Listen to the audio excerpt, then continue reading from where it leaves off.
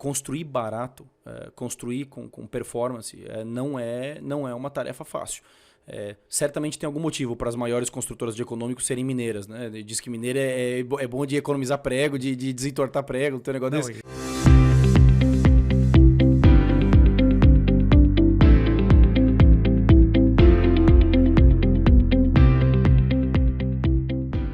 Começa agora mais uma edição do Vem Pra Mesa. Eu sou o Sérgio Langer e esse é o seu podcast do mercado imobiliário. Hoje eu tenho o prazer em receber Bruno Marques, sócio-diretor comercial na Drive Imóveis. Bruno, seja muito bem-vindo ao Vem Pra Mesa. Valeu, Sérgio. Obrigado. Aí já queria começar agradecendo a oportunidade de falar aqui. Responsabilidade, eu ouço o Vem Pra Mesa, ouço o podcast. É realmente o podcast número 1 do mercado imobiliário. Só fera passou por aqui, então eu espero que a conversa seja à altura aí de quem já passou aqui. Com certeza. Antes, quero falar sobre os nossos patrocinadores, quero falar da LinkPay. A LinkPay é mais que uma pagadoria, a LinkPay é uma plataforma integrada a um banco digital que oferece soluções para vários problemas na gestão de pagamentos com foco de atuação no mercado imobiliário. Não dá para fazer aquele cliente assinar um monte de cheque, né? É coisa do passado. Então a LinkPay veio para resolver esse problema do repasse, né? do pagamento de cada venda. É muito mais agilidade e segurança na transação.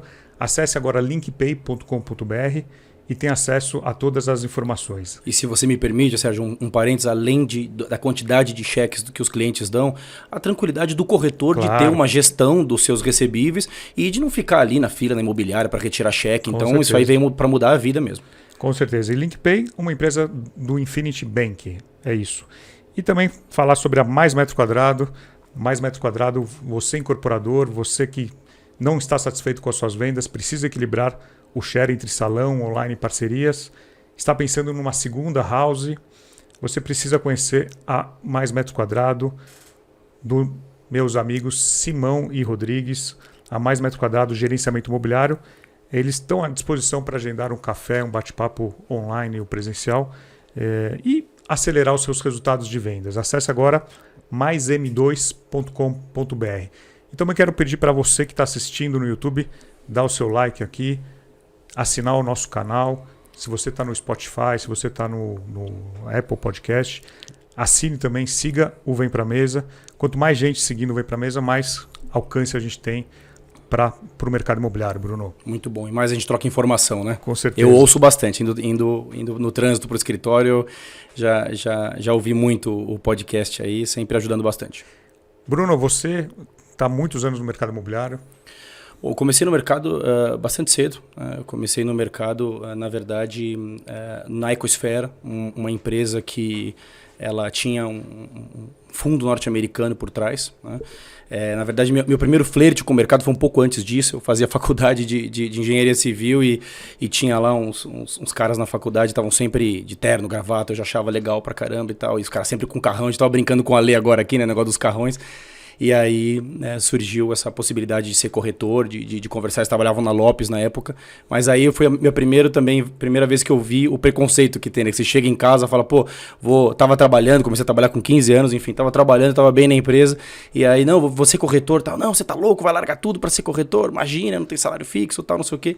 E aí, na verdade, eu ia entrar na Camargo Correia, desenvolvimento imobiliário. Foi uma história interessante, porque eu fazia engenharia, queria trabalhar na construção. E a primeira vaga que apareceu, eu me candidatei, fui na entrevista, enfim. E aí, o pessoal da RH lá falou, cara, você tá aqui para uma vaga de obra, mas não tem nada a ver. Seu negócio é na Camargo Correia, desenvolvimento imobiliário. Não me esqueça, ela teve visão. Falou, você tem que ir para desenvolvimento imobiliário. Eu saí da empresa que eu estava para ir para Camargo, só que fui chamado para uma entrevista nessa Ecosfera. E aí a história, de novo, né, Sérgio, da visão de você chegar no lugar. Quando eu entrei naquela recepção, eu me vi ali, esse lugar aqui, eu vou mudar minha vida. E a empresa estava bombando, cara. Era uma incorporadora, não sei se você lembra da marca. Ela tinha, sim, marca muito forte. Era uma marca muito forte. Estamos falando aí de 2006. Tá? 2006 é quando eu entrei na Eco. E a empresa estava triplicando, quadriplicando de tamanho. Para você ter uma ideia, eu cheguei a ganhar 2 promoções em 3 meses. O negócio estava bombando, a incorporação. Eu com 20 anos, bem novinho. E aí o meu sócio hoje, queria aproveitar e mandar um abraço aí pro Alexandre, pro Robert, e meu chefe na época era o Alexandre, e estava crescendo bastante, e ele foi montar uma house da Ecosfera. A Ecosfera vinha com muita força, e aí a ideia era abrir a IPO da empresa. Você vai lembrar lá 2006, o boom dos IPOs e tal. Sim. E aí surgiu a ideia de montar a house, de fortalecer essa house, e ele me chamou para o desafio. E aí que eu me vi pela primeira vez confrontado com essa quebra de paradigma, porque é interessante, né? Na maioria dos mercados, comercial e vendas andam muito, muito próximos. No mercado imobiliário, a gente sabe que não é necessariamente assim. O comercial está muito mais da incorporadora, muito mais na gestão de produto, na gestão comercial, do que necessariamente nas vendas. E aí que eu, com 21 anos, fui junto com ele, já com cargo de liderança na house. E imagina, Sérgio, um menino de 21 anos, um moleque, né, de 21 anos que tinha cara de 15 e nunca tinha sido corretor. Então sofri um pouco de preconceito no começo aí, mas sem negativismo a gente conseguiu inverter isso aí. E a faculdade? A faculdade não terminou, porque de segunda a segunda não terminei a faculdade, não é um bom exemplo, mas não terminei a faculdade de engenharia e fui picado pelo bichinho do mercado aí veio para vendas, já era, né? Então a gente teve bastante êxito aí. A house começou a ganhar muita força, muita musculatura. Para você ter uma ideia, na época a gente dividia, você vai lembrar também, plantão com a iPrice, depois virou do Sena, depois virou Brasil Brokers. E a gente começou com 25% de share. A empresa chamava E-Home, era uma empresa, o Ezinho de internet mesmo. Então, na época onde não existia Instagram, não existia YouTube, não existia Facebook, a ideia era vender no digital, ainda que fosse muito rudimentar o digital aí. E aí a gente começou a ir para o plantão, e 25, 50, 75, até pegar o share da iPrice, e a house realmente estava muito forte. Aí veio a bomba do subprime nos Estados Unidos, aquela crise no mercado, né, americano. Quebra do Lehman Brothers. Isso, Lehman Brothers. O Merrill Lynch, que era principal acionista da empresa, ia quebrar também. Eles foram praticamente estatizados pelo Bank of America. E aí surgiu a informação de que não ia mais vir grana para o Brasil e que a incorporadora ia aterrissar a operação. Entregar o que tinha para entregar, mas aterrissar a operação. Você sabe o que acontece com uma house, que a incorporadora começa a perder força, ou pior, né, aterrissar a operação. A house acaba. Então foi essa bomba que na verdade virou uma tremenda oportunidade, diria a maior oportunidade da minha vida, que foi quando o Alexandre e o Robert, então sócios da Ecosfera, resolveram tirar a empresa do grupo. A gente ficou com o estoque que tinha lá, uma meia laje alugada na Vila Olímpia, teve que devolver o dinheiro que estava no caixa da empresa para começar literalmente do zero, mudamos de nome, aí que eu virei sócio deles. E aí então em março de 2009, com 22 anos de idade, eu faço aniversário em março, então comemorei meus 22 anos de idade como sócio-diretor da Drive. Então a Drive nasce em 2009. Isso, nasce como Drive, como multimercado em 2009. Ficamos com o estoque da Ecosfera para vender. Foi uma das dificuldades no começo, né? Porque daí você ganhar mercado, ganhar nome e mais do que isso, se desvincular da marca. Na época, algumas outras houses tentaram fazer o mesmo. Você se desvincular da marca da incorporadora, no começo é muito difícil, né? Então a gente teve que enfrentar todos os problemas que todo empresário já enfrenta, sobretudo num mercado tão volátil como o mercado imobiliário, né? Porque nosso mercado depende muito de confiança do consumidor, desses vai e vens políticos. Então foram muitas dificuldades nesse começo aí. E atualmente, pelo menos na minha cabeça, a Drive está muito ligada com projetos econômicos. Você tem muitos lançamentos aí. Praticamente toda a nossa carteira. A gente vem aí, a gente pegou bem esse comecinho. Vocês pegaram o início do Minha Casa Minha Vida. Exatamente, o início do Minha Casa Minha Vida. Então a gente aproveitou, já que a gente estava começando, já que a gente precisava realmente ali escolher um nicho, a gente escolheu o nicho econômico. Na época não tinham muitas imobiliárias especialistas, né? Pouquíssimas. E para falar a verdade, hoje ainda tem muitas houses, né? Mas ainda é um mercado... porque é um mercado que ele começou nos extremos, né? Então a dificuldade de atender os incorporadores de cara foi grande, porque eu brinco que eu falo que Minha Casa Minha Vida raiz e Minha Casa Minha Vida Nutella, né? Porque o raiz é aquele Minha Casa Minha Vida, 2 dormitórios, 40 metros, nas extremidades, né? Poá, Vargem Grande, Itaquá, enfim, nas extremidades de São Paulo. E aí depois, com a mudança do código do plano diretor, aí esses super compactos no centro, sem vaga, que daí pelo ticket final conseguia enquadrar no Minha Casa Minha Vida, mas na verdade era um projeto bem localizado. Então hoje a nossa atuação ela é muito abrangente, a gente está interior também, mas São Paulo já tivemos regiões mais fortes, mas hoje é norte, sul, leste, oeste, com muita força. E como você falou muito bem, poucas imobiliárias olhavam e olham para esse segmento. Por que será? Olha, eu acredito que talvez de cara, embora a venda num ticket menor, ela em teoria pode parecer mais fácil, cada venda ela exige uma energia, ela exige uma atenção. Então você conseguir fazer um VGV, você conseguir performar, como eu falei muitas vezes, nos extremos da cidade, entendendo um cliente que tem uma sensibilidade a crédito muito importante. Basicamente você está vendendo crédito, né? Tem um dificultador maior e para você fazer um VGV muito forte, você precisa de um volume realmente monstruoso. Então, talvez isso tenha sido um dos motivos. Afasta um pouquinho, talvez, algumas imobiliárias. Talvez afaste um pouco. E porque também muitos dos incorporadores que entraram para o econômico entraram muito forte com as houses. E aí, Sérgio, entra um outro ponto que a gente estava conversando também.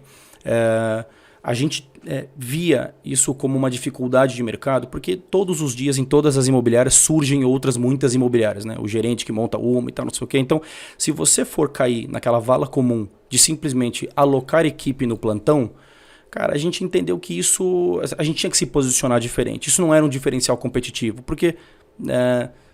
guardadas as devidas proporções, se o produto estiver acertado, com o stand certo, com a agência correta, com a estratégia de mídia correta, com o preço correto... Vai vender. A Drive ou qualquer um vai vender, né? Então, o diferencial, na nossa visão, ele está antes disso. Ele está em ter uma gestão 360 graus dessa gestão comercial, né? A gente tem um lema que a gente gosta de falar, que a gente gosta de estar presente do terreno ao fim do estoque. Nosso sócio, Robert, é um exímio conhecedor, vendedor de áreas, especialista em incorporação. Então, muitas das áreas são originadas dentro da própria Drive. A gente vende as áreas para os incorporadores. E da venda da área até a entrega do imóvel tem todo aquele caminho, desde crédito, estruturação de marketing comercial, indicação de agência, acompanhamento, enfim, toda a gente tem um crédito muito forte lá, Drive Credit, então tem toda uma estruturação que aí sim eu vendo diferencial para o meu cliente. Você tinha brincado comigo, você falou, pô, mas como é que você monetiza isso? Eu não recebo R$1 de criação, de nada. Eu só recebo na venda. Eu brinco que eu não ganho R$1 para colocar meu logo na placa. Embora eu ache ele lindo, eu não ganho R$1 para colocar ele na placa. A gente ganha do cliente. Então a gente precisa acertar esse produto. Aonde, de certa forma, eu monetizo isso, direto ou indiretamente? Na exclusividade de vendas.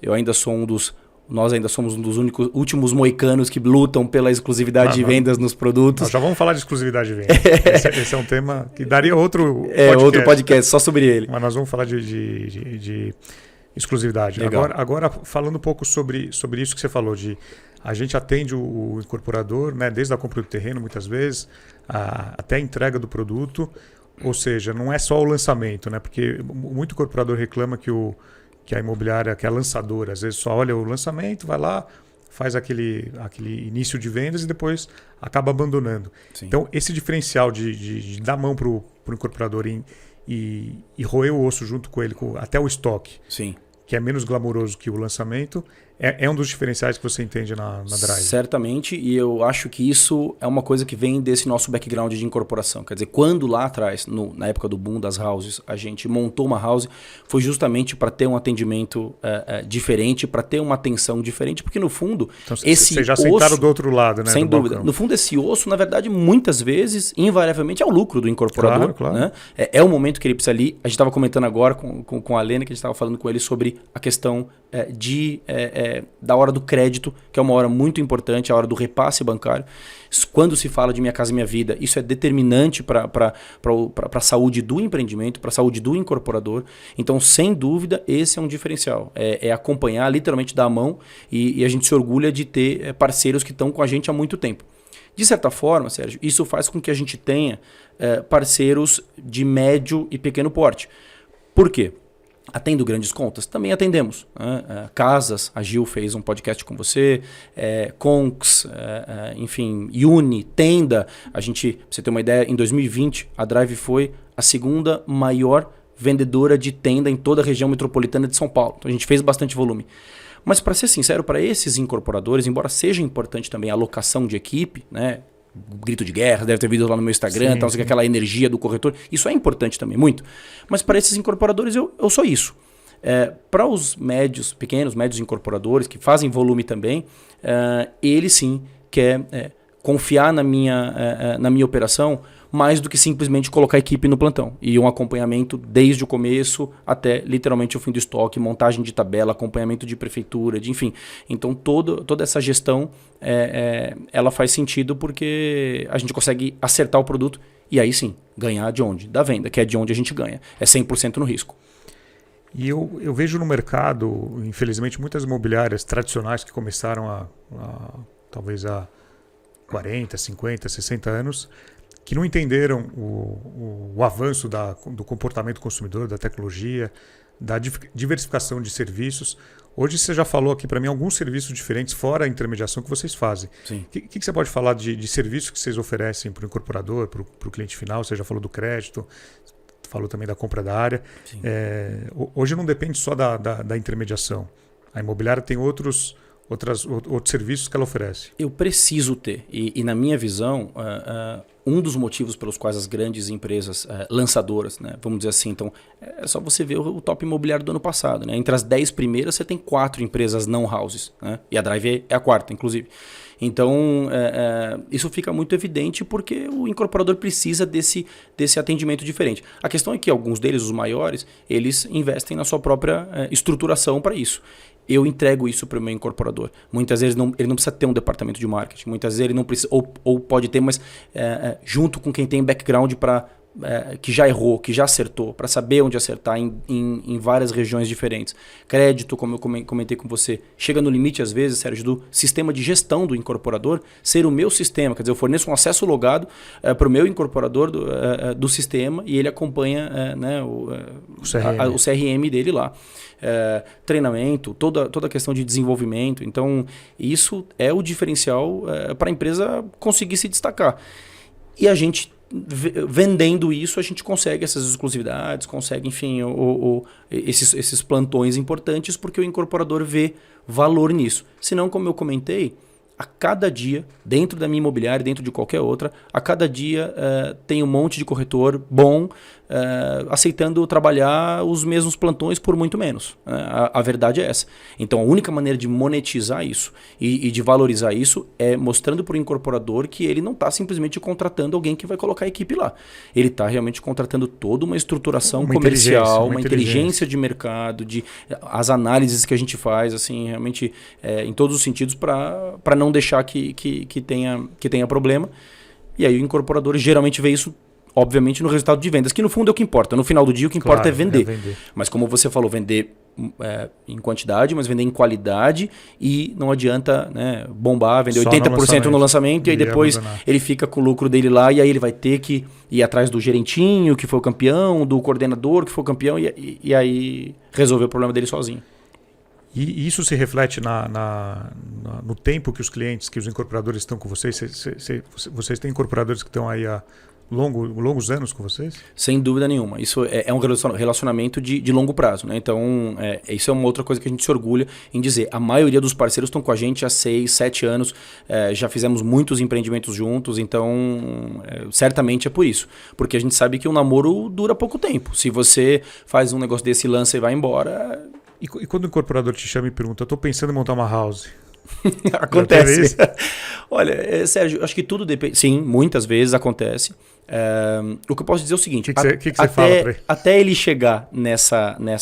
Bom, primeiro que geralmente quando ele pensa nisso, ou é porque o volume dele tá muito maior, ou porque ele está, na minha visão, com a visão errada de querer também ter um lucro oriundo de uma atividade que não é a atividade principal dele, não é o core dele. Não. Então, na minha opinião, ele tinha que focar no core dele, ou eu não estou fazendo o que eu tinha que fazer e ele está precisando encontrar uma alternativa, né, para resolver o problema dele. Então, primeiro tem que entender o problema do incorporador.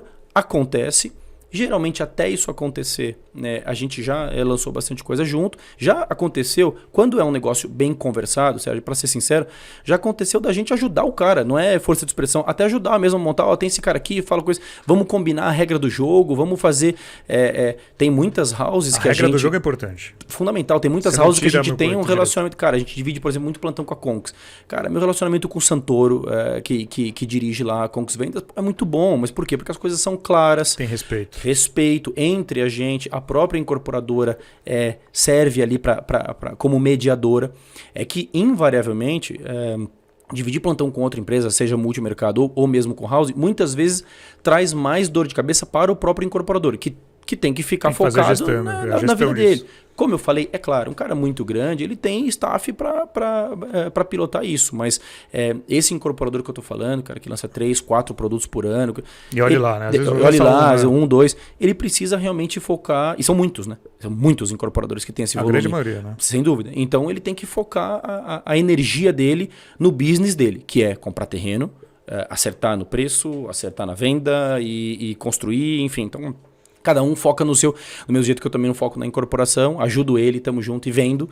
É importante que ele foque no business dele, cada um, parcerias boas, e a parceria do ganha-ganha, né? Aquela história do ganha-ganha é bom para todo mundo. Em toda a minha trajetória no mercado imobiliário, eu me recordo de um incorporador que eu vi abrir mão de house, que ele tinha uma house, e falando, não quero mais house, não quero dor de cabeça com vendas, eu quero focar na compra de área, quero focar na construção, não quero ficar perdendo tempo com vendas, e desmontou a house que ele tinha. Uma empresa pequena, não tinha volume para ter uma house. E hoje está super feliz com essa decisão. Com o parceiro que ele escolheu. Com parceiro. Já aconteceu comigo algumas vezes. A última semana passada. Assim, que realmente o incorporador viu que trouxe um passivo para ele, está drenando energia importante, dor de cabeça. A gente sabe que isso não é para qualquer um. E decidiu focar no que interessa para o negócio dele e confiar na imobiliária. Isso acontece bastante do incorporador, ao contrário, do incorporador querer montar house, mas aí quando ele começa, não é só fazer conta, né? Como você falou, não é o core dele, não é o que ele sabe fazer. Não adianta trazer alguém, vou tirar um diretor do mercado, como a gente vê muito em segmento médio-alto. O econômico é bem diferente. Olhando para o econômico, né, que é hoje o carro-chefe aí da Drive, qual que é o tamanho hoje da equipe de vocês, né, de corretores? Você estava falando da questão de contratação. Sim. Qual que é o volume que vocês têm hoje de corretores? Hoje a gente tem mais ou menos 34 plantões abertos. A gente tem uns 370 corretores trabalhando em roleta. Tem muito mais corretor cadastrado, né, mas trabalhando em roleta. Eu tenho debaixo de mim 2 diretores de vendas e 23 gerentes mais ou menos espalhados nessa região. O desafio, como eu te falei, é porque a nossa operação é uma operação bem espalhada. Porque, como eu brinquei do Minha Casa Minha Vida, Nutella no centro e os produtos espalhados também. Então, você tem que ali estar com a cabeça no extremo lá de Calcaia do Alto e, ao mesmo tempo, aqui no centro. Enfim, então é uma norte-sul, leste-oeste. É uma operação que ela tá bastante espalhada. Então, São Paulo e Grande São Paulo. Fora também... São Paulo, Grande São Paulo. A gente está... Ribeirão Preto. A gente tem projeto em Ribeirão, projeto em Atibaia. Estamos chegando agora com os 3 maiores lançamentos que Atibaia já teve. Então, tem bastante volume no interior também. E você também está percebendo, assim como eu, assim como o mercado, a chegada de muitas construtoras de fora do estado para São Paulo e principalmente para o interior. Como é que você vê essa... Você tem clientes desse tipo já? Você trabalha com incorporadores de fora? Os mineiros primeiros, né? Que vêm com os mineiros fortes, vêm para Minha Casa Minha Vida. Sim. Na verdade, o que a gente vê é, no geral, tanto de fora de São Paulo, mas mesmo em São Paulo, o êxodo dos incorporadores para o mercado econômico. Né? Como você falou que as imobiliárias não estavam olhando para o econômico, a real é que mesmo muitos dos incorporadores não estavam. A gente viu aí grandes incorporadores montando marca de econômico, né? Recentemente. Então, sim, isso sem dúvida é uma constante. Agora, o que eu também vejo muito, Sérgio, é que cada vez mais é a história da seleção natural. Os incorporadores porque assim, construir barato, construir com performance não é uma tarefa fácil. Certamente tem algum motivo para as maiores construtoras de econômico serem mineiras, né? Diz que mineiro é bom de economizar prego, de desentortar prego, não tem um negócio desse. Eu vi uma história que construir em Belo Horizonte é muito difícil. A questão da cidade, da topologia. Então, mineiro, quem constrói em Belo Horizonte, constrói em qualquer lugar. Pode ser, porque isso...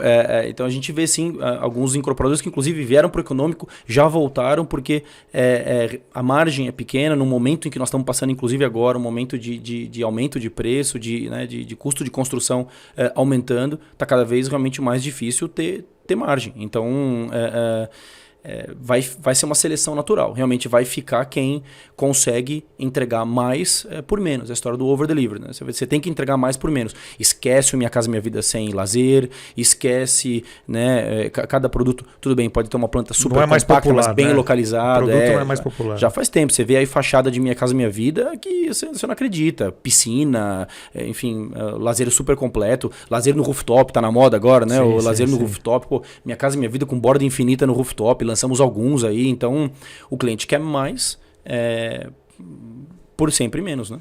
E a gente vê no econômico, na Minha Casa Minha Vida, agora programa Casa Verde e Amarela, desde construtoras que já atuavam até construtoras que vieram do médio alto, ou investidores, grupos que não atuavam em mercado imobiliário e acabam criando operações aí para atuar nesse segmento.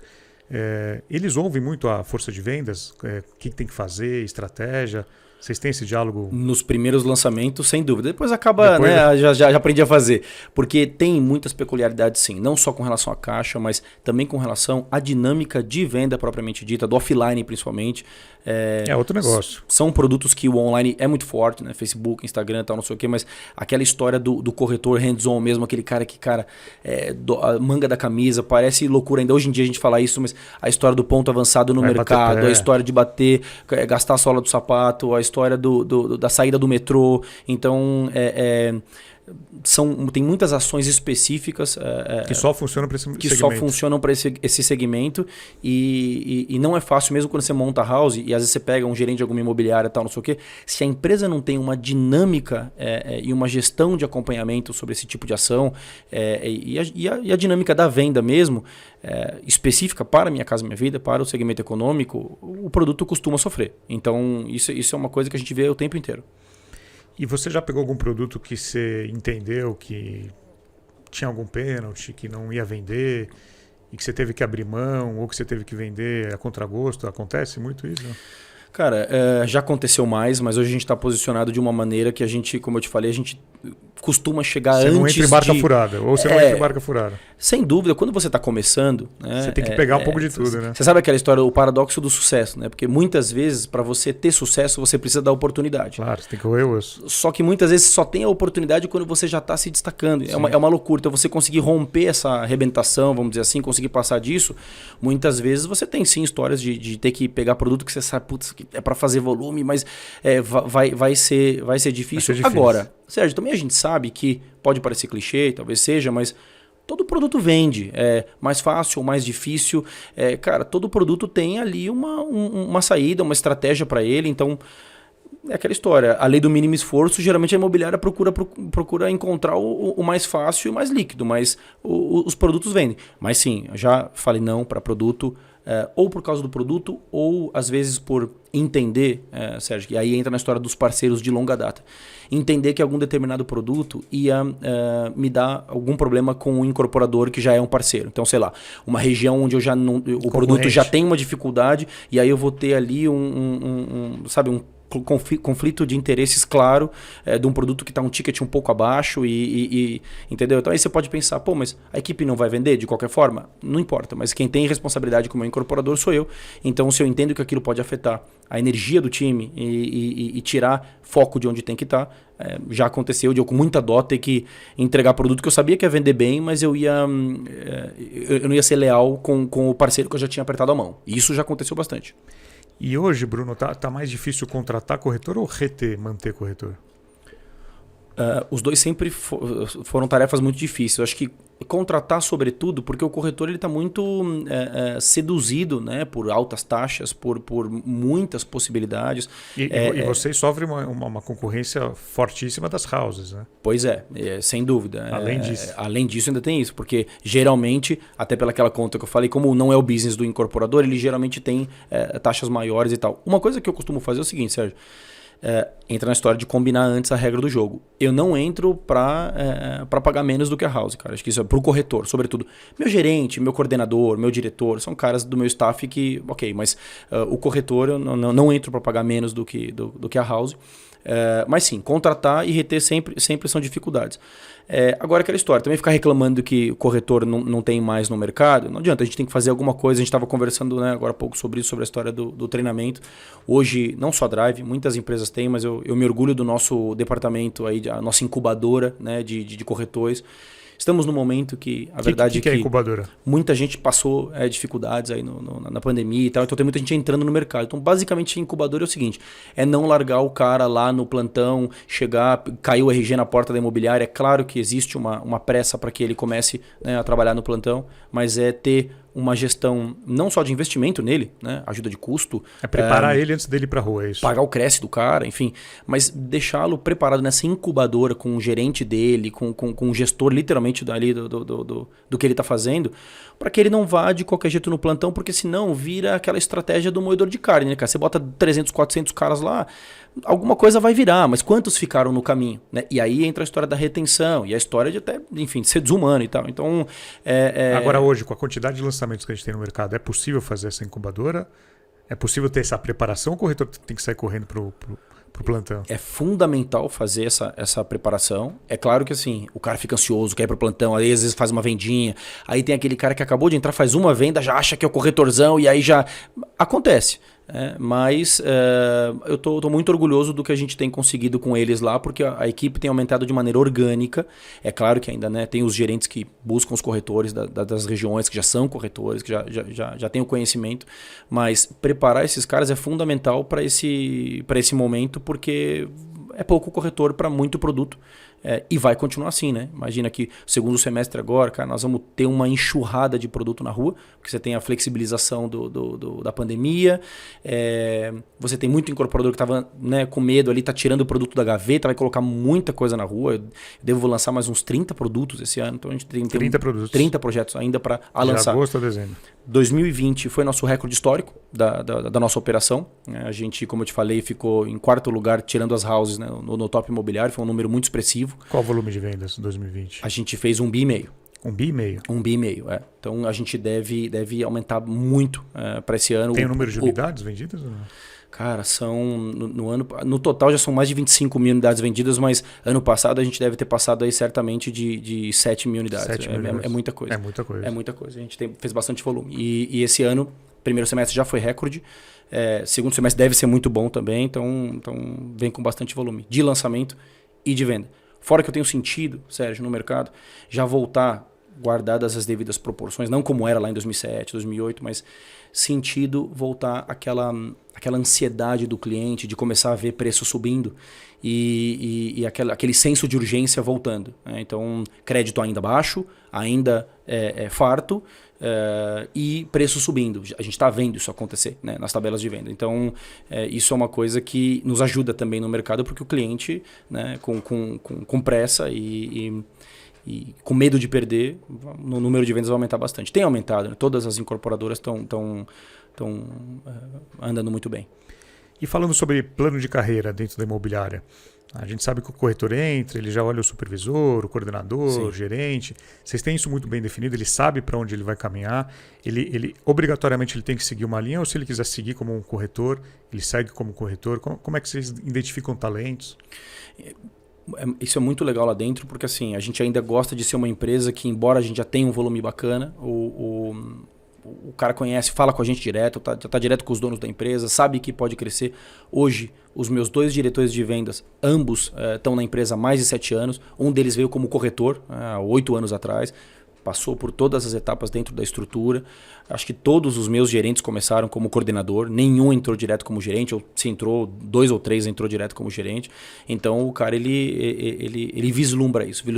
É claro que nisso você separa um pouco aquele corretor que está realmente olhando só, né, a margem. Muitas vezes, para você ser um gestor de equipe, primeiro que você tem que necessariamente um bom corretor não é necessariamente um bom gestor. Né? A gente vê muito isso acontecer. Um baita campeão de vendas, cara, na hora que pega uma equipe para tocar, ou mesmo uma coordenação, ele não mudou o mindset dele ali, cara, não consegue performar.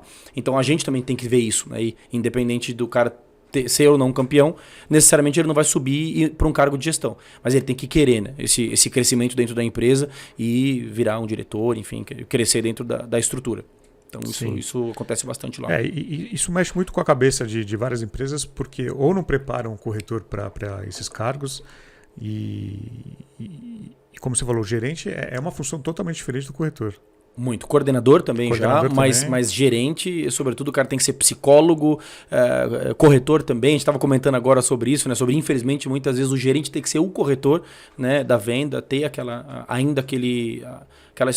sentar na mesa, né, fechar o negócio. Então tem que ter uma mudança ali na cabeça para ele assumir esse cargo de gestão que a gente sabe que naturalmente a profissão, até pelo exercício dela, o corretor precisa dessa atenção.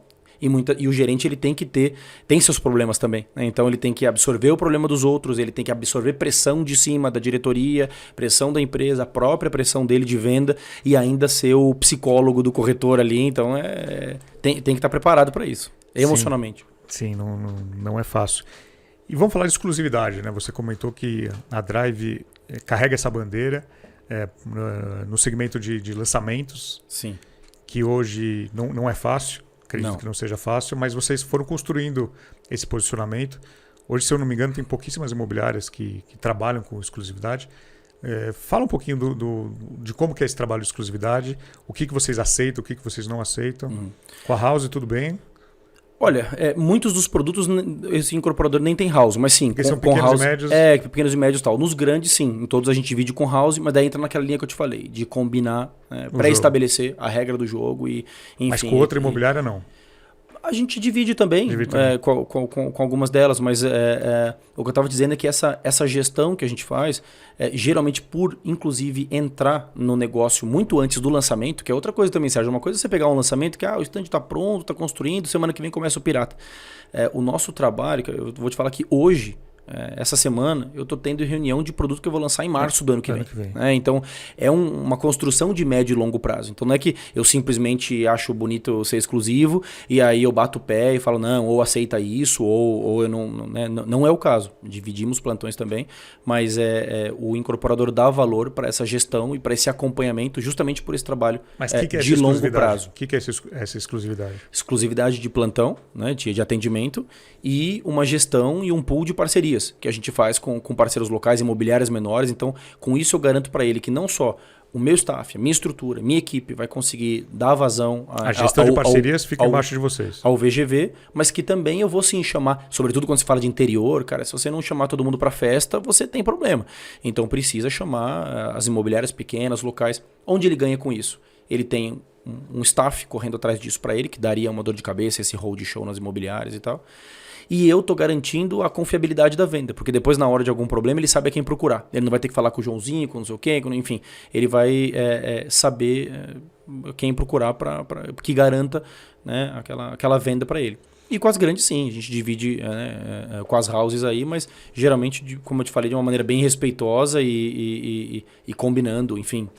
A questão online, não recebo, mas então tem uma verba própria. A gente tem um departamento de marketing bem performático, que assim, com verba, administra a verba que o incorporador também coloca com a gente. Então, a gente também sabe jogar esse jogo aí.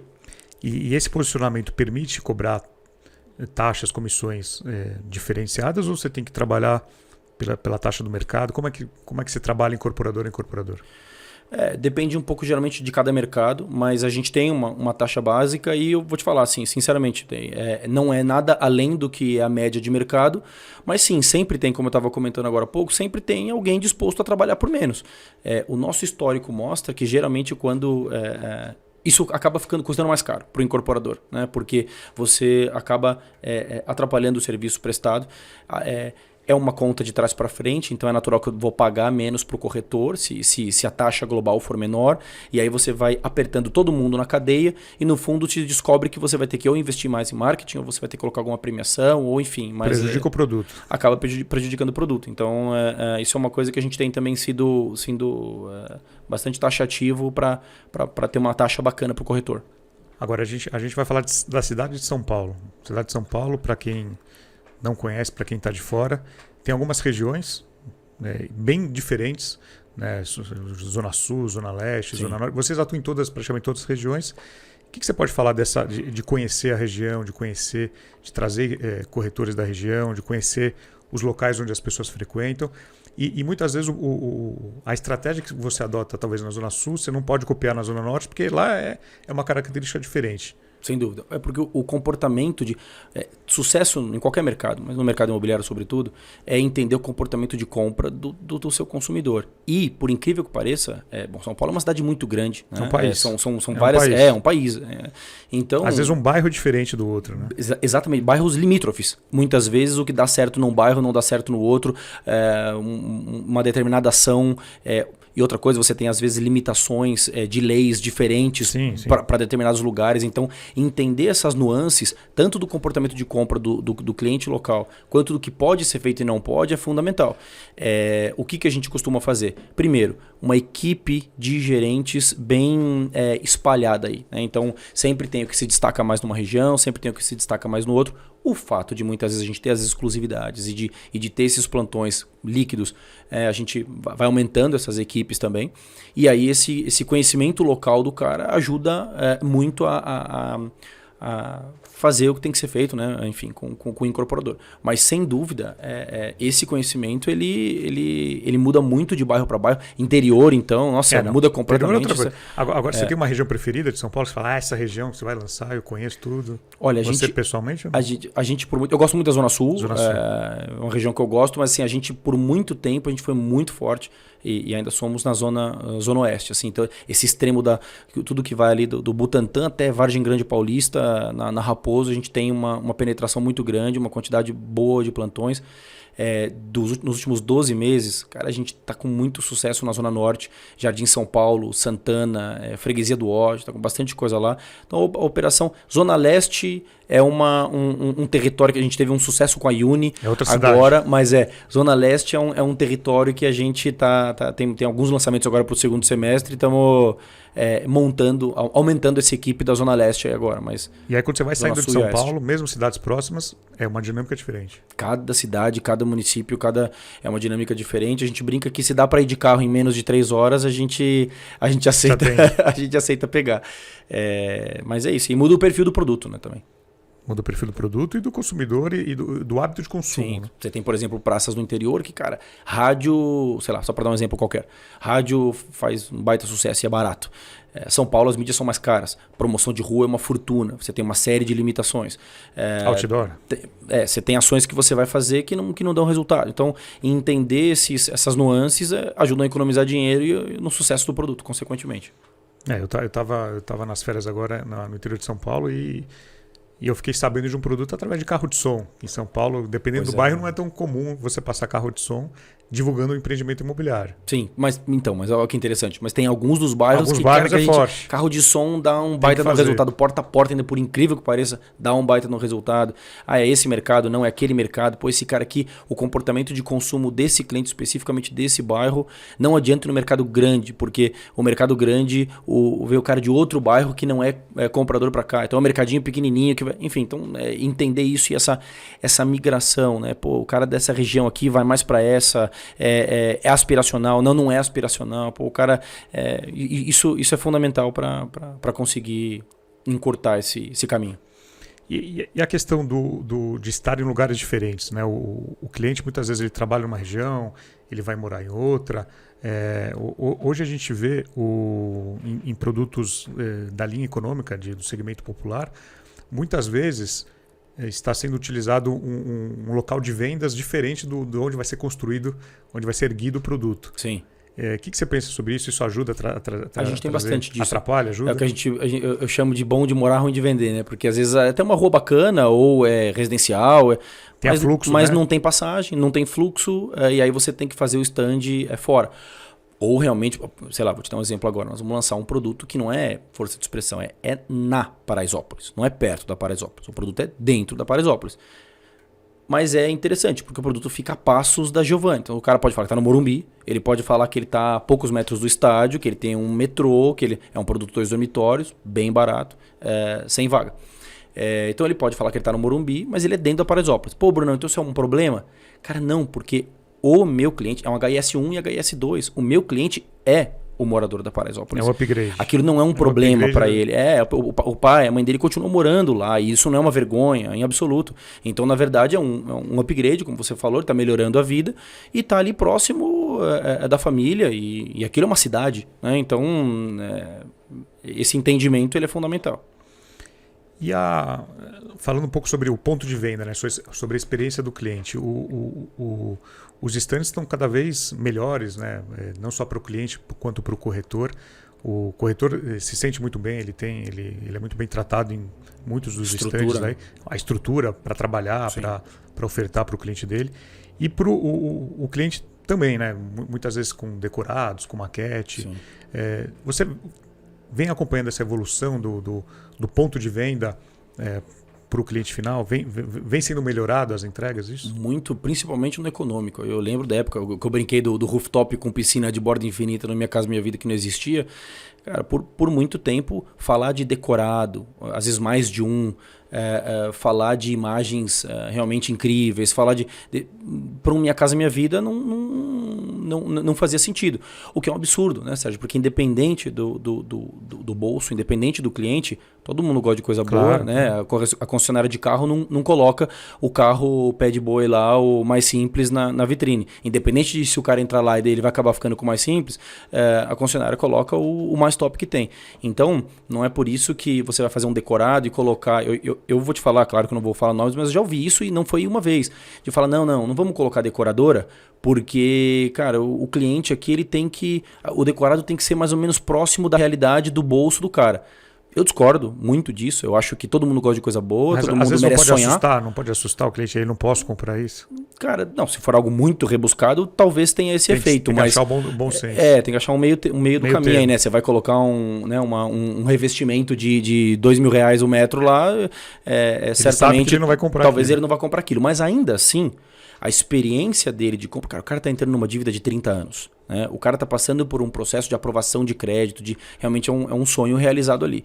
Então, a estrutura para esse sonho, ela tem que ser a melhor possível, decorado, imagens, a gente acompanha a evolução disso. Maquetes têm sido muito mais realmente utilizadas em produtos master plan, com uma implantação mais complexa, onde realmente para o cara entender aquele complexo de lazer, ele precisa de uma maquete. Eu tenho um empreendimento em Caieiras de 800 unidades, que, cara, se não tivesse uma maquete ali, realmente ficaria difícil o entendimento. Mas decorado, o stand, a estrutura, e, como você falou, estrutura de trabalho para o corretor. Porque a verdade é que eu tenho minha sede ali na Vila Nova Conceição, mas a verdade é que... Bairro Nobre de São Paulo. Isso ainda é um pouco... A gente está um pouco no mercado lá de 2008, metro quadrado mais caro de São Paulo. Mais caro de São Paulo, se não for o mais caro. Mas era uma época em que todos os incorporadores estavam por ali, e para você ter uma imobiliária... era importante que fosse porta para rua, né? A gente começou numa meia laje na Vila Olímpia, mas depois era importante ter a porta para rua e estar próximo dos incorporadores. Isso necessariamente não é mais algo determinante para o sucesso do negócio. Mas os corretores estão nos estandes. Exatamente, só que os corretores... Tem o meu online lá também? Tenho. Incubador, online e tal, mas assim, o cliente... ele exige um corretor especialista. E o corretor especialista está em loco, porque ele conhece, ele sente, ele vê o que está acontecendo no bairro. Ele usa o transporte público do bairro, ele conhece aquele bairro. Ou mora, ou está vivendo, nem que seja ali só durante aquele lançamento, vivendo a vida daquele bairro e consequentemente, entendendo o comportamento de compra do público local. E para isso, ele evidentemente tem que ter estrutura no plantão. Ter lá uma multifuncional e um computador lá para 20 corretores no plantão, como é que você faz? Então, o plantão passou a ser também um online, passou a ser um escritório realmente para o corretor, né, utilizar para trabalhar. Então, em todos os plantões, a gente estava com o Ale agora um pouco aqui brincando, os plantões da Cury, cara, shows, da Conks, casas, todos os incorporadores estão dando show nessa tanto para o corretor quanto para cliente. E na sua opinião, Bruno, o que é mais importante dentro do mercado econômico para o cliente, para o corretor entender? Da localização do produto em si ou de crédito? Cara, é claro que o cliente fica apaixonado pela fachada, pelo lazer, pelo tal do rooftop com a piscina na cobertura, mas a venda do econômico ela é invariavelmente uma venda de crédito imobiliário. Né? Se não aprovar o crédito, não tem negócio. Se não aprovar, ele pode ficar apaixonado, se não aprovar o crédito, não tem negócio. É claro que nós não estamos só vendendo um boleto de financiamento para o cara. Né? Então aí sim entram as nuances do imóvel, mas entender aonde encontrar esse cliente, entender, aí indo um pouco para os Minha Casa Minha Vida Nutella, aqui centralizados, entender a questão das limitações de renda dos clientes, isso é fundamental, na minha opinião, até mais do que o restante, porque o restante subentende-se que já foi acertado, que você acertou o produto, acertou o preço. É claro que se o cliente tiver crédito, mas o produto tiver, não tiver acertado a nível de preço de stand, também a venda não acontece, mas o crédito, sem dúvida nenhuma, ele é fundamental. Eu concordo, eu já conversei com muito corretor que disse que pegou cliente que tentou comprar em outros lugares e não conseguiu aprovar, muito por conta de uma simulação mal feita, ou que esqueceu de compor renda com alguém, ou esqueceu de colocar alguma coisa na conta. Sim.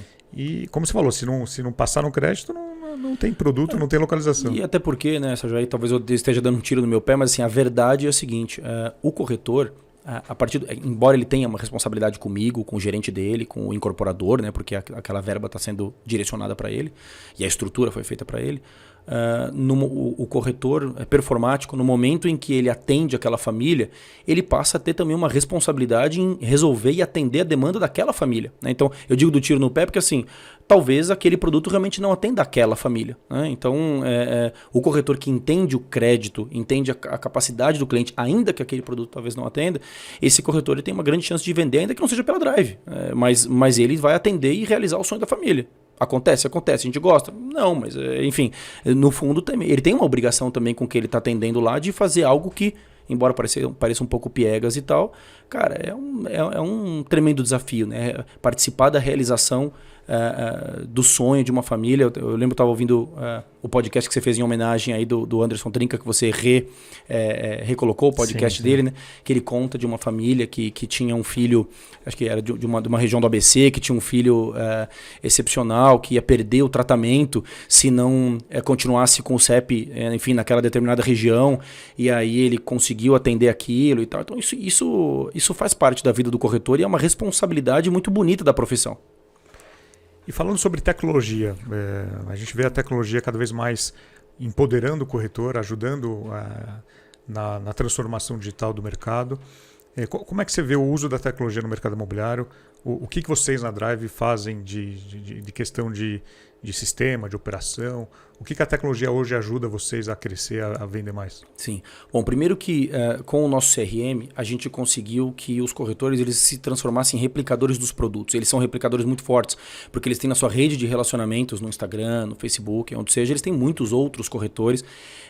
Invariavelmente o corretor costuma trabalhar na própria região, né, onde ele mora, então sim, os próprios parentes, amigos, conhecidos, pessoas do círculo de amizade, ele acaba sendo um propagador, e a gente tem então, através do CRM, uma série de treinamentos mostrado como o corretor projetar, né, esses projetos para a sua rede de relacionamentos e tal.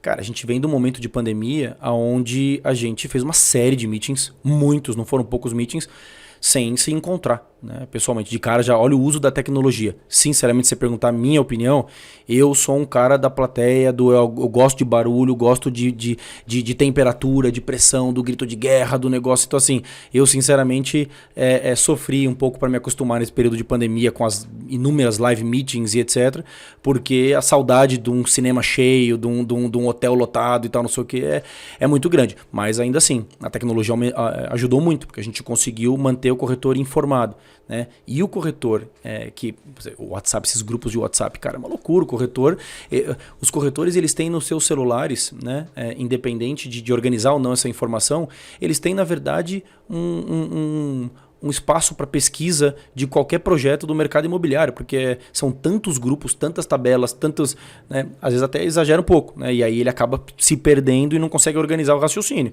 Mas sem dúvida a tecnologia ajuda muito nesse sentido. E como é que foi a pandemia, o início da pandemia 2020, quando os stands fechados, o contrato digital pipocou em todo lugar? O que vocês tiveram que fazer para virar essa chave aí?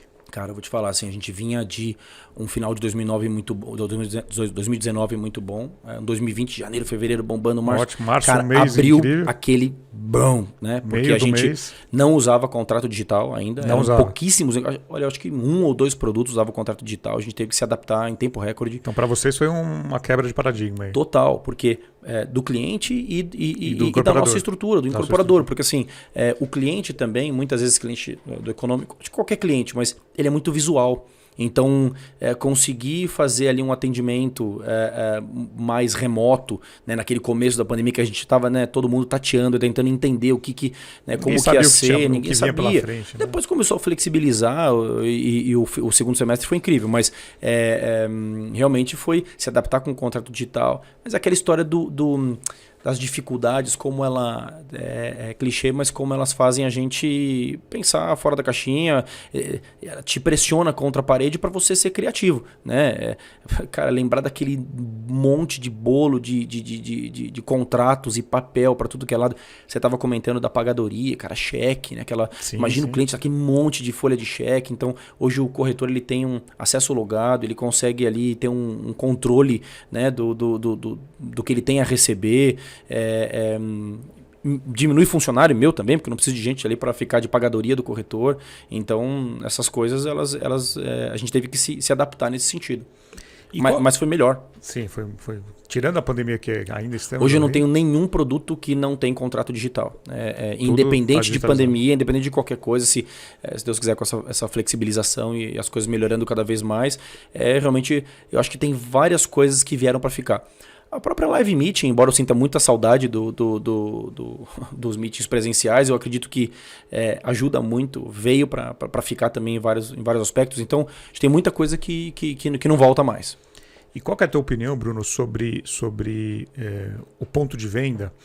Eu percebo no mercado imobiliário, sobretudo no econômico, algumas incorporadoras reduzindo o número de lojas, de pontos de atendimento e investindo mais no digital, e outras abrindo mais pontos para sempre estar perto do consumidor.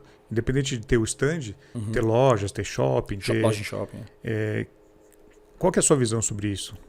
Bom, primeiro que assim, independente de estar numa grande passagem ou não, a realidade é que a visitação espontânea, aquele cliente, né, do cavalete, o cliente perdido, isso aí está cada vez menor, até por uma mudança de comportamento das pessoas, né? As pessoas estão muito mais objetivas, entra na história da tecnologia de novo, quer dizer, raramente um cliente sai para pesquisar um imóvel sem olhar no Google, você já está. Muitas vezes o cliente chega no plantão quase tão preparado quanto o corretor. Se o corretor vacilou, até mais preparado que o corretor, porque ele teve acesso ficou estudando ali, e o corretor às vezes estudou outros produtos.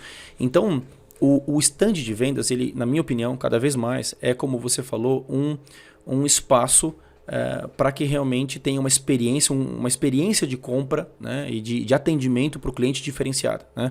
Já que nós vendemos na planta e já que a gente vende um negócio que não existe ainda. Né? Então você precisa ter uma experiência de compra bacana para o cara. Mas sem dúvida nenhuma, a origem desse atendimento, a origem desse cliente, cada vez mais internet, os pontos avançados, buscar o cliente, ele sempre vai passar pela internet, seja a origem, ou durante, ou no fim, ele sempre vai passar pela internet. Então, os stands, eles realmente são...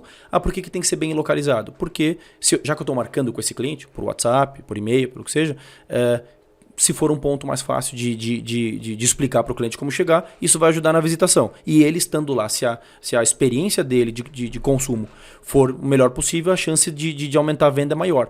Mas realmente assim, aqueles estandes com grande visitação espontânea, estão cada vez mais escassos, cada vez mais raros, não só pela exposição para a rua, independente se tiver passagem ou não, mas também por causa dessa mudança de comportamento do cliente. O cara não fica, sabe, os passeadores de decorado de final de semana, fica passeando e vendo. Isso está cada vez mais raro, o cliente já está mais objetivo. E isso vale para todas as regiões de São Paulo? Eu sinto em algumas regiões um pouco mais. Zona Sul, né, principalmente, o pessoal já muito preparado, muito bairrista. Zona Norte, cara, esses produtos de Santana que a gente lançou, é realmente impressionante. O cara conhece a concorrência, né, na palma da mão, não sai.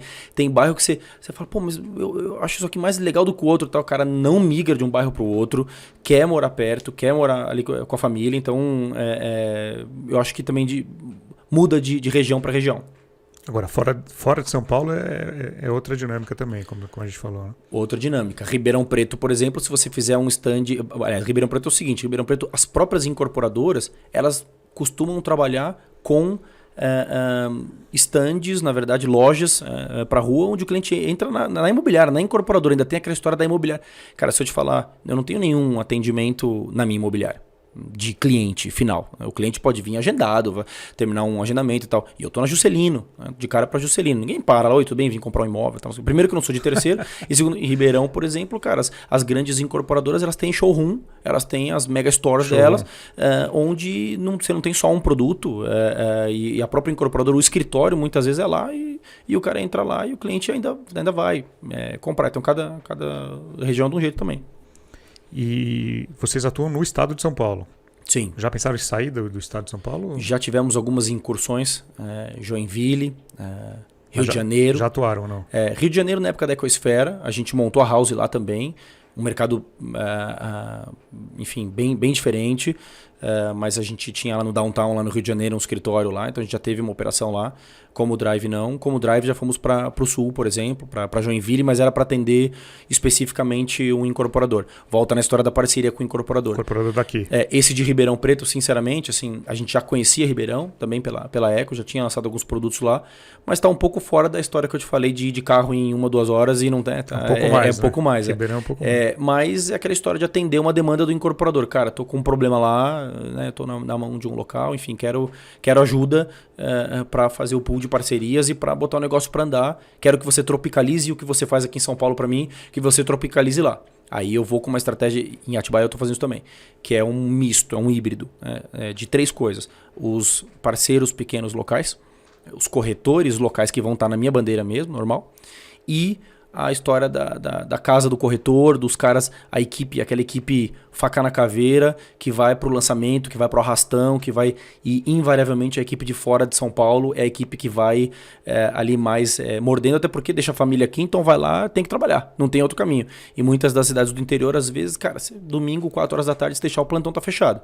Um cara de São Paulo tá acostumado aqui com a correria, o cara não deixa um negócio desse acontecer. Então, são esses híbridos aí que a gente usa também. E fora de São Paulo, a gente vê muito crescente a figura do corretor autônomo e de pequenas imobiliárias.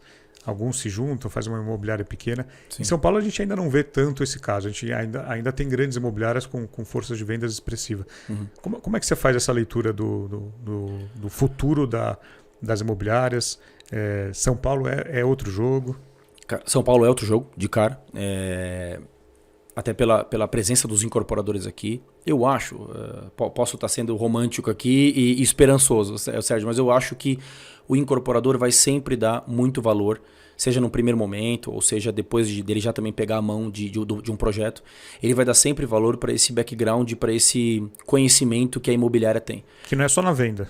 Exatamente. Então tem conhecimento que só uma grande imobiliária, grande, média, enfim, só quem já fez outras vezes aquilo, ou naquele bairro, ou em outro bairro, ou enfim, só quem já fez isso consegue já passar esse caminho das pedras. Então a minha expectativa e a minha esperança, é claro que as houses vão sempre ter muita força, vão crescer cada vez mais. Tem o incorporador que primeiro, segundo, terceiro, quarto toca imobiliário, no quinto já monta house e tal. Acontece, é normal, mas enquanto estiver entrando gente no mercado e esse background mesmo da imobiliária, esse conhecimento, né, de como fazer, vai ser fundamental e vai ser marketizado e monetizado pela imobiliária, pelas grandes, médias, pequenas. Então eu acredito nisso. E acredito que a imobiliária que conseguir, da melhor maneira possível, dadas as nuances de cada região, atender o incorporador na região que ele for, óbvio que, né, São Paulo, tal, dentro do raio de atuação, dentro de um raio de atuação, atender o incorporador também tem vai ter certamente mais sucesso, porque o incorporador não quer fazer gestão de 3, 4, 5 empresas diferentes. Nesse produto aqui é essa, nessa região é essa que me atende, naquela é essa, tal, não sei o quê, porque no fundo é o mesmo tempo que ele vai usar, vai ter que dividir ali. Então, isso também acho que é uma outra vantagem competitiva. É conseguir, essa é a tentativa sempre, né? Conseguir dar um nível de atendimento, de atenção para o incorporador. Que ele sinta que eu sou quase a house dele e que eu estou presente na operação dele, né? Mesmo com a minha operação crescendo, que ele consiga sentir essa presença nossa na operação, mas trazendo a parte boa do volume de vendas de outras regiões com essa coisa de oxigenar a equipe, de quantidade de gente, da carteira de produtos. Então, conseguir mesclar isso da melhor maneira possível e ainda sentir que não virou mais um na multidão, que não virou mais um no salão, que não virou mais um banner jogado na minha imobiliária. Acho que esse é o caminho. É o que a gente tenta fazer. E o futuro do corretor de lançamentos? Como é que você vê nos últimos 10 anos evoluiu a profissão? Hoje é um corretor diferente. Como é que vai ser no futuro? Eu acho que, embora tenham muitos entrantes, de certa forma vai acontecer um pouco como a história que eu te falei da seleção natural. Já acontece, né, há muitos anos, mas da seleção natural do incorporador também. Então, quer dizer, o cara vai ter que ser cada vez melhor, cada vez mais preparado para fazer suas vendas, para ter sucesso.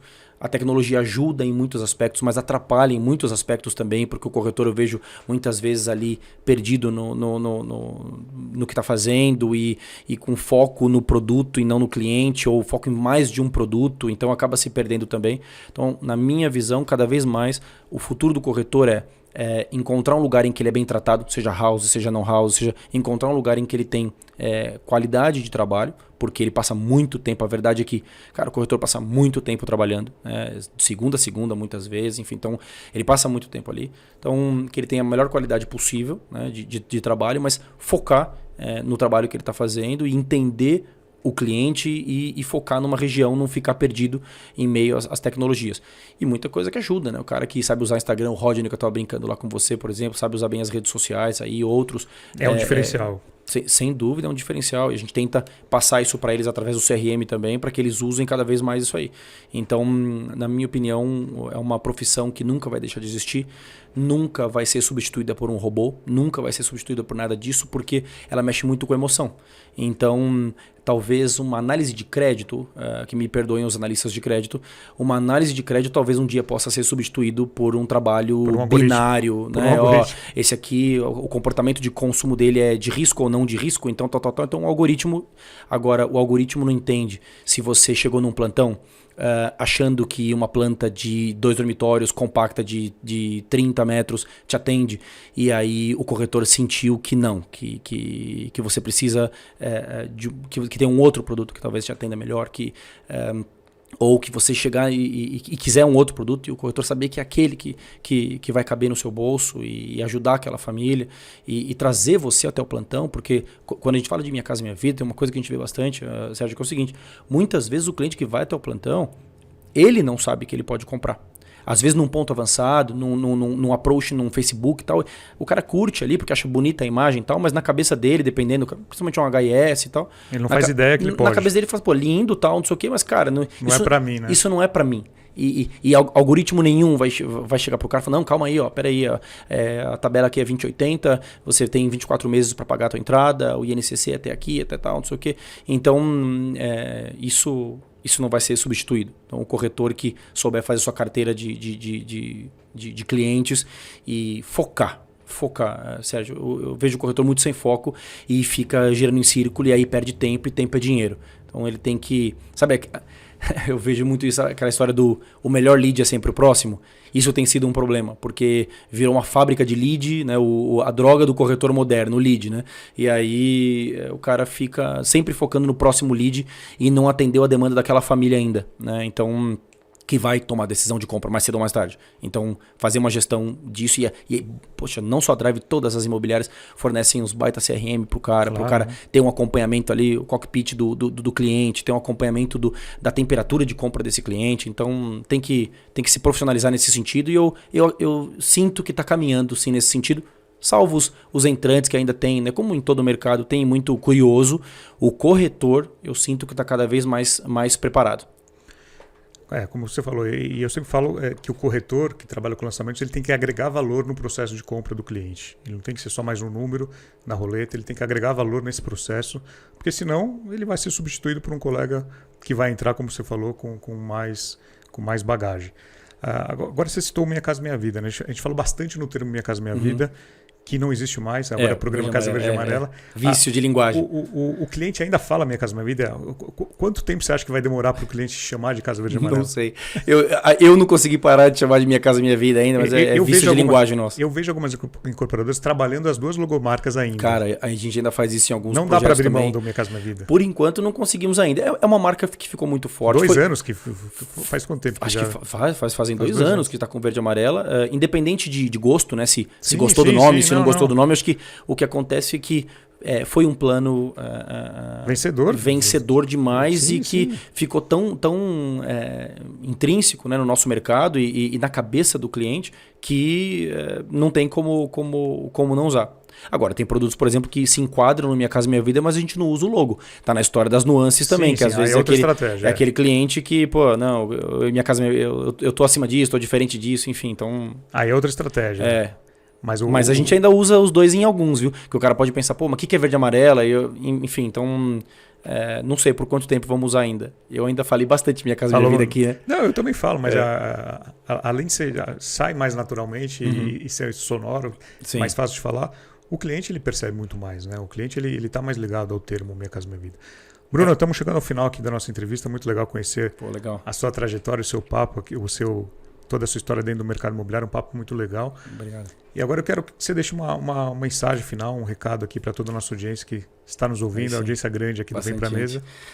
Cara, Sérgio, obrigado pelo convite. Convite nada, agora eu vou falar aqui, convite nada, eu sou cara de pau, como um bom vendedor aqui, ó, nada vem de graça, né, cara? Eu propus pro Sérgio aqui de bater o papo, então, a cara de pau mesmo, mas obrigado aí pelo bate-papo. Eu costumo falar muito pro meu pessoal, cara, independente de estar na Drive ou não, o que eu digo é o seguinte, cara, pro corretor, seja na verdade você quem for, corretor, coordenador, gerente, marketing, não importa o que você está fazendo.